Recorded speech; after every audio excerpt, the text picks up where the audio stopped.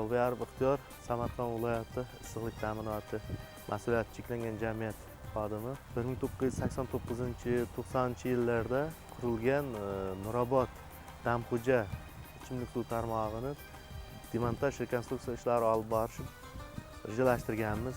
Bu esa o'z navbatida 2022-yil 30-dekabr kuni O'zbekiston Respublikasining Prezidentining 463-sonli qaroriga asosan rekonstruksiya modernizatsiya qilish ishlari amalga oshirish rejalashtirilgan.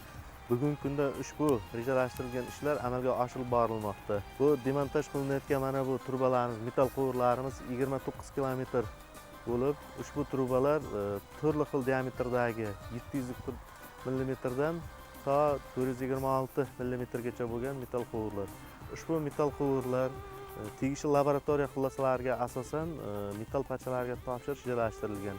Metall parchalaridan tushgan pul mablag'lari korxonaning kommunal to'lovlari oldidagi qarzdorliklari hamda soliq oldidagi qarzdorliklari hamda zaxira yoqilg'isi oldidagi qarzdorliklarni qoplash uchun yo'naltirish rejalashtirilgan. Ushbu metall quvurlardan tushgan pul mablag'lari korxonaning moddiy boyliklar bazasini mustahkamlash hamda korxonaga kerakli bo'lgan har xil asbob anjomlarni olish rejalashtirilgan. Ushbu metall quvurlarni topshirish rejalashtirilganligi bu o'z navbatida Vazirlar Mahkamasining 2018-yil 6-iyundagi qayta ishlatilishi taqiqlangan bo'lgan qarorga asosan metall quvurlar, metall parchalari bazalariga topshiriladi. Bugungi kunda ushbu metall parchalari umuman ishlatilishga yaroqsizligi aniqlangan. Ushbu yaroqsizlikni aniqlanganligi bu tegishli laboratoriya xulosalariga asosan. Laboratoriya xulosalarini inobatga olgan holda mazkur xulosaga asosan issiqlik ta'minoti AJning tegishli